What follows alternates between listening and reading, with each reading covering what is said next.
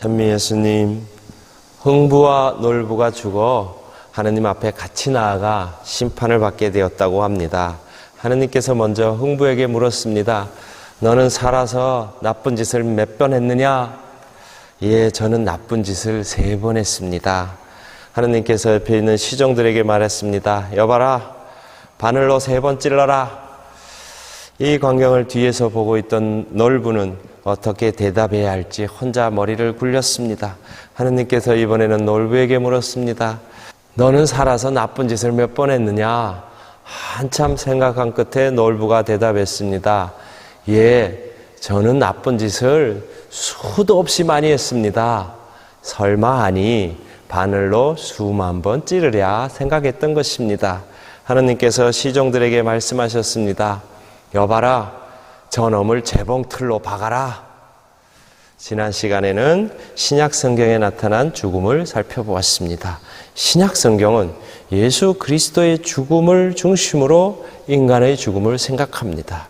그리스도의 죽음 덕분에 죽음은 하느님과 단절된 상태가 아니라는 것, 인간의 죽음에는 생물학적인 죽음뿐만 아니라 영적인 죽음도 있다는 것, 죄는 죽음의 원인이라는 것, 사람이 원죄를 짓지 않았더라도 당연히 죽었을 것이라는 펠라지오의 주장이 단죄되었음을 살펴보았습니다.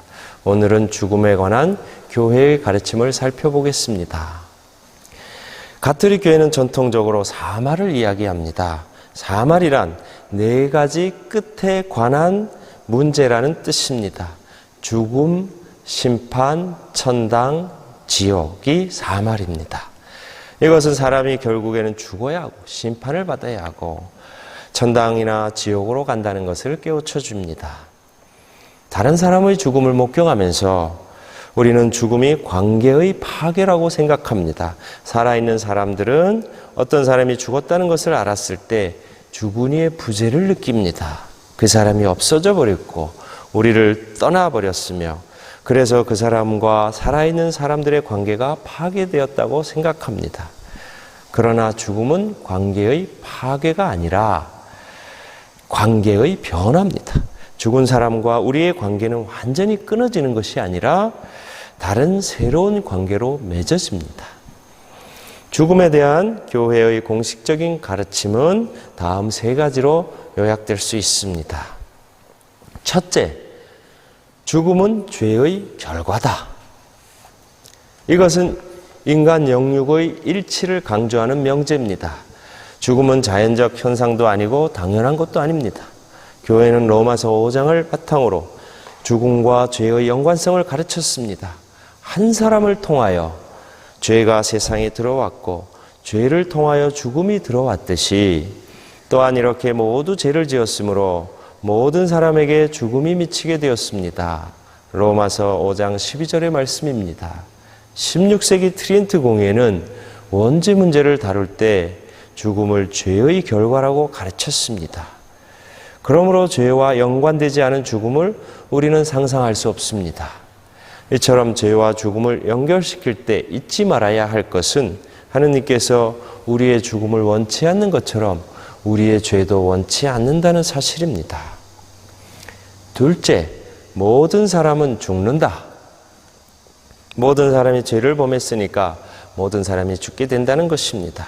교회가 이런 가르침을 통해 죄의 보편성과 구원의 보편성을 가르치고자 한다는 것을 알아야 합니다.